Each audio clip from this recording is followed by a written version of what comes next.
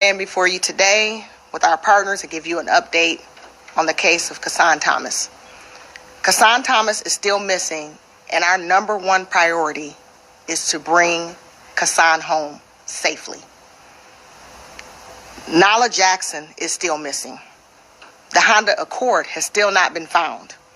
Efforts to find Kason has been ongoing since the very beginning, and we have not stopped looking. We are using all available resources. We want to thank the Ohio State Patrol, FBI, Dayton Police, Montgomery County Sheriff, Vandalia Police, Huber Heights, Middleton Police, Riverside, Inglewood, Airport Police, Butler Township Union, New Lebanon, Brookville, Jackson Township, and Farmersville for all their efforts into helping us with this case. I encourage anyone that may have any information, big or small, to call the tip line. You may not think it's significant. You may not think it's important. It could be as simple as a woman asking for money on the side of the road. We're asking you to call the tip line to help us try to bring Kason home safely. If it's something that is happening right in that moment and it's something that's active, we're asking that you call 911 and give that information. If it's information that you think you have that's valuable, that's not happening in that moment, I'm going to give you two different numbers that you can call. That first number is 614-645-4701. Again, that's 614-645-4701. Or you can call 1-800-CALL-FBI. Again, that's 1-800-FBI. That number is manned 24 hours, 7 days a week. If you have any information, we're begging you to please contact 911 if it's something that is happening right there in front of you in that moment, or call one of the additional numbers if you have information that you think can be helpful in helping us either locate Kason Thomas, locate Nala Jackson, or even the vehicle. We want that information. So we are begging you, please call those numbers and give us that information. We've been working this case nonstop since the very beginning. I know we met yesterday and we talked about some of the things that we had done up until that point. Now I want to bring Deputy Chief Weir up so that he can give you additional information that we've been doing since the time that we talked last.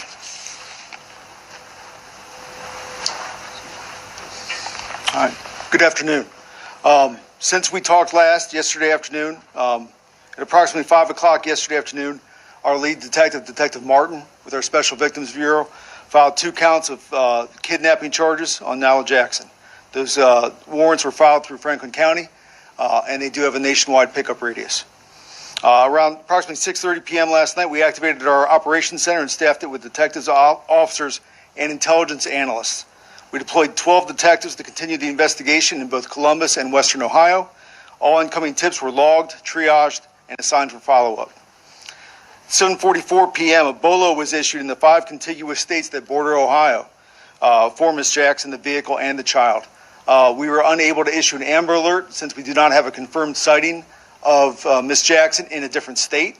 So we have the Amber Alert that's active in the state of Ohio, but we were not able to do so in the contiguous states. So those 5 states received a BOLO for law enforcement with the same information that was listed in the Amber Alert. 8:06 p.m., detectives made contact with the National Center for Missing and Exploited Children, who provided assistance and contacted Team Adam. Team Adam is a team of volunteers and experts that help assist in cases of missing and exploited children.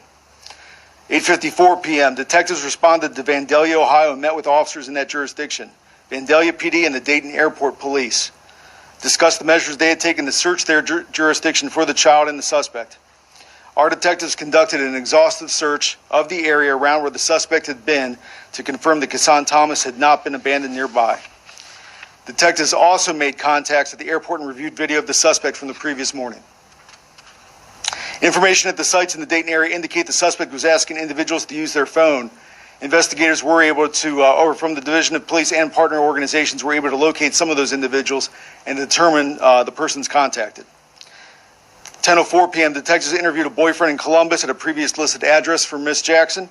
The male provided information concerning the phone call he had received from the suspect prior to the incident taking place.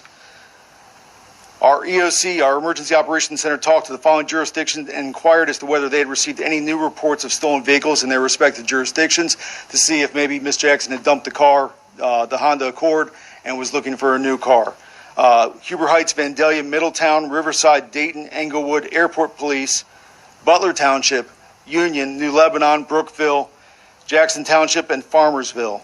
Middletown Police was the only one of those jurisdictions that reported a recent stolen vehicle.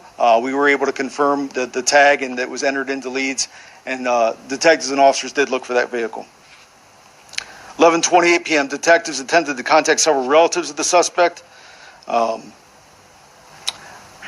Ohio State Highway Patrol called in a tip that was received regarding a person handing over a child to a woman in a separate vehicle up in Richland County. The Highway Patrol, Richland County Sheriff's Office, and Akron Police helped follow up on that tip, which appears unrelated at this time, and we are grateful for their assistance on that one. Detectives checked hotels and motels throughout the 70 and 75 corridor in Vandalia, Middletown, and Dayton. The teams also searched apartment complexes in a trailer park in Montgomery County. The detectives checked shelters in the greater Dayton area with negative results. 11:55 p.m., detectives were able to locate two individuals that had talked to Ms. Jackson around the Dayton airport.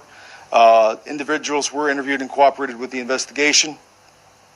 And then lastly, the National Center for Missing and Exploited Children received the tip that Ms. Jackson, a male, and the baby were at a gas station in the Dayton area.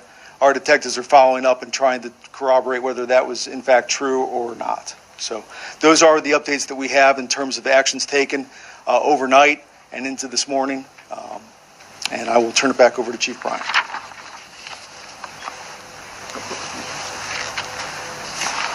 I just want to say that this is so extremely important to all of us. We're going to continue to update you. We're going to continue to let you know all the efforts that we're taking to bring Kason home safely. This won't be the last update. We want to focus on bringing Kason home. We want to focus on locating Nala Jackson. That is our focus today.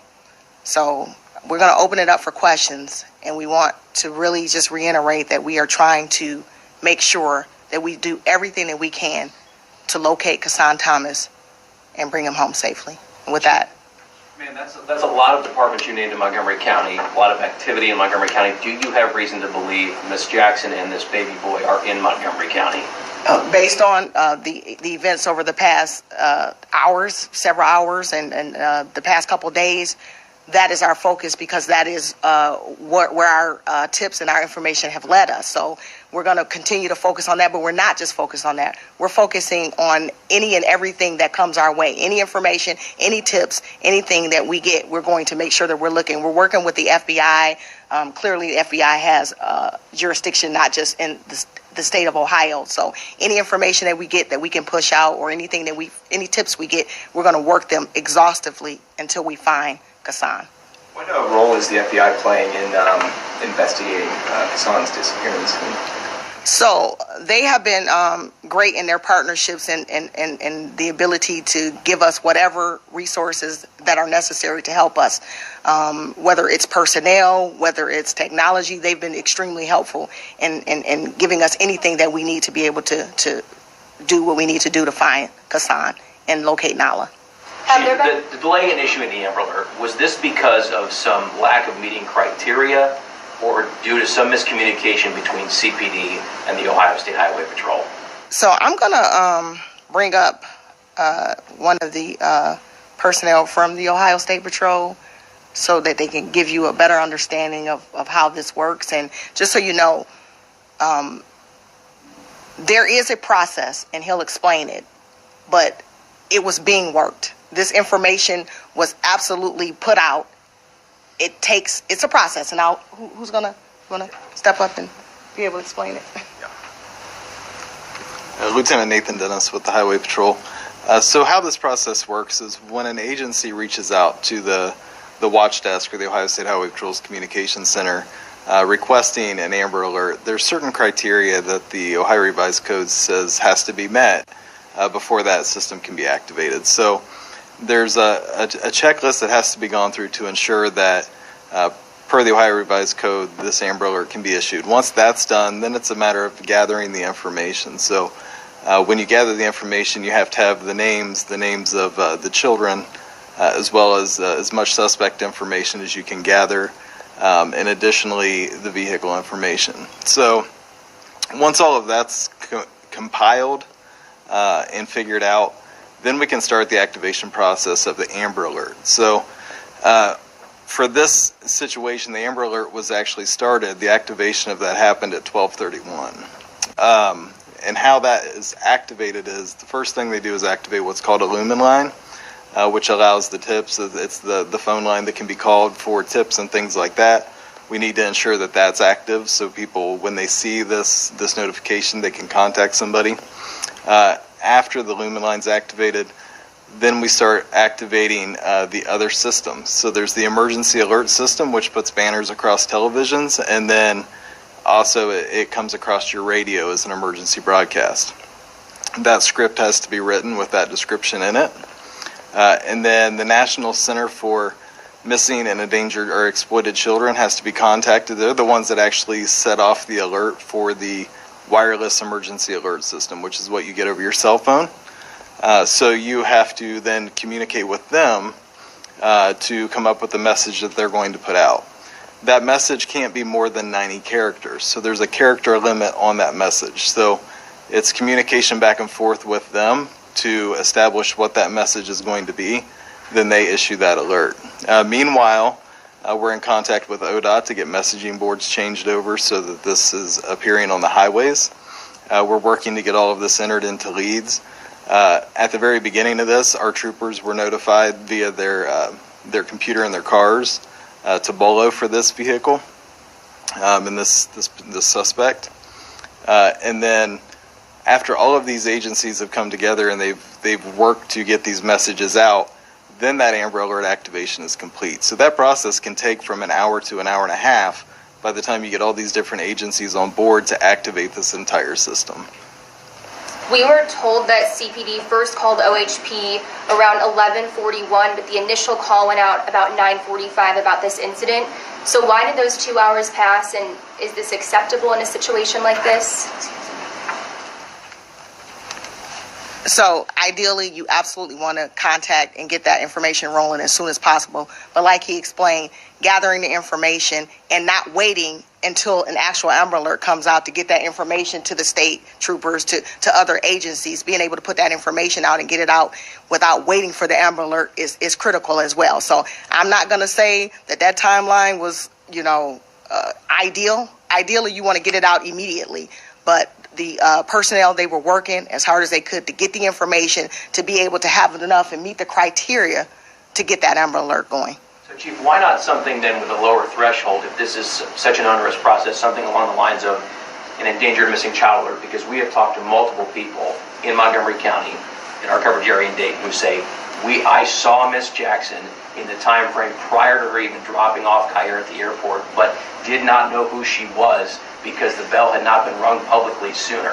What do you say to people who have those concerns? So when we provided the timeline yesterday, we initially, I think within half an hour of the original run, within 20 minutes of our officers arriving at scene, it shows on the CAD, on the computer-aided dispatch for the run report, that we advised the neighboring jurisdictions, Upper Arlington, Grandview, and so they were alerted right away. Obviously, all 5 zones were alerted. I think they went to priority runs on the citywide, on 1s and 2s, which is our priority dispatch system. So basically, we restricted runs. We pulled all officers from 16 precinct down to back down to First and High for a grid search. That started, I think, within 20 minutes of being there. So we had a phenomenal response.